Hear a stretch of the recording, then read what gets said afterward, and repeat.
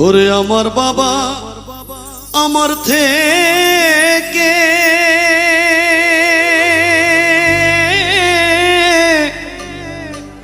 মাত্র 2 হাত দূরে থাকে রে, তবু আমি সেই বাবাকে একটিবার না দেখতে পাই। এমন দেশে থাকে বাবা দেখার সাধ্য নাই গো,